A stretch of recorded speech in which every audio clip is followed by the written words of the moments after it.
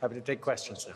Hi, Prime Minister. David Cochran with CBC. I want to ask you about NAFTA negotiations, and the U.S. has stated that one of its goals is to get rid of the dispute resolution mechanism in the NAFTA agreement. So would you accept a revised NAFTA without a dispute mechanism, or as has been reported, is that a red line for you and a deal breaker in these negotiations? And Premier, would you support a renegotiated NAFTA that did not have a dispute resolution mechanism in it?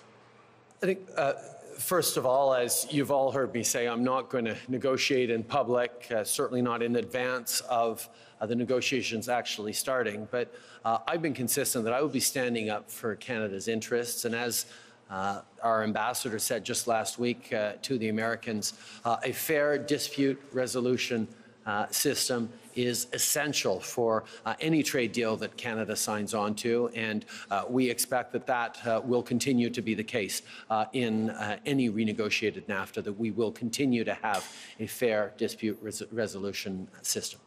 And I would concur with the Prime Minister. As free and fair traders, in order to resolve disagreements, you have to have a dispute mechanism. NAFTA has served British Columbia particularly well on a whole range of issues. We would want to see that continue. On an issue you don't necessarily agree on is pipelines, especially Trans Mountain. Prime Minister, are you prepared to help push that through over the objections of the man standing next to you? And Premier, how far specifically are you willing to go to stop? I think, first of all, I have to highlight how incredibly positive this first meeting was. We're both progressive politicians who got elected on mandates to grow the economy in ways that help the middle class, to protect the environment, to advance the cause of reconciliation with Indigenous peoples. And we have an awful lot we agree on deeply, whether it's moving forward on public transit projects, whether it's delivering on social and affordable housing and childcare, whether it's working to fight this terrible opioid epidemic or stand up strongly for Canada and British Columbia's interests in softwood lumber. We spent most of our time talking about all the things that we're excited to work on together.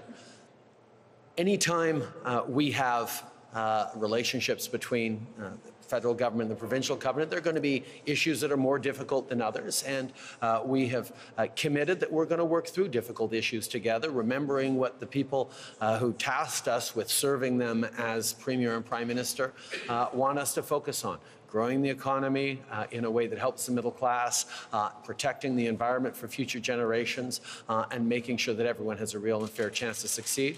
Difficult issues come up, we're going to work together to resolve them.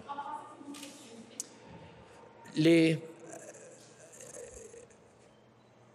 enjeux qui nous rassemblent are gathering us are humongous, Premier Horgan and I, and we are looking together and to citizens that want us to work together to build a stronger economy, to protect the environment, to fight the opioid problem, and that we defend the interests for softwood lumbers. We spoke about different issues, whether it's infrastructure or collective transportation or lodging or daycare services. We have much work to do. We are looking forward to work together in order to answer to the expectations of our citizens. Now, of course, between all federal and provincial governments, there will be some points of difference, and we are committed to work together in order to meet those differences, and we're really confident that we'll be able to work well together on all the issues that both our governments will be facing. And again, I'd like to focus on what we have in common. That was the vast majority of our discussion. 1,000 people died last year in British Columbia from opioid overdoses, and we're projecting over 1,400 potential deaths this year. Fires are raging in British Columbia right now. Tens of thousands of people are out of their homes. So we focused on those issues that we needed to focus on.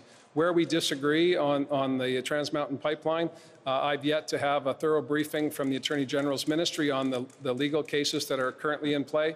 I've met with the leadership of the Tsleil-Waututh, Musqueam, and Squamish First Nations, and have heard very clearly their views on the matter, and we'll deal with those in the days and weeks ahead. But for today, our focus is on making sure we're helping those who need help and building on the relationship that we need to have on those critical issues about helping the middle class and making life more affordable for British Columbians. Good morning, Laura Stone with the Globe and Mail.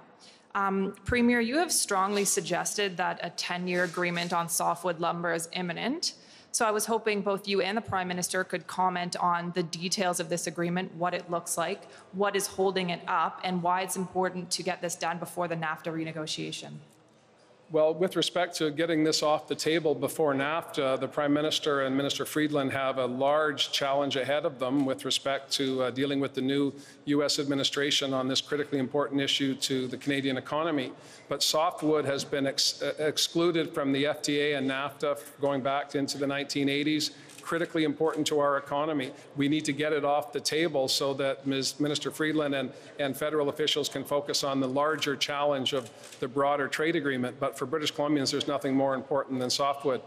With respect to the state of negotiations, I'm traveling with David Emerson, who is our emissary for British Columbia. We'll be meeting with Wilbur Ross, as well as representatives from the Department of Trade and the Ambassador, Mr. McNaughton, and I'll have more to say once those discussions are completed.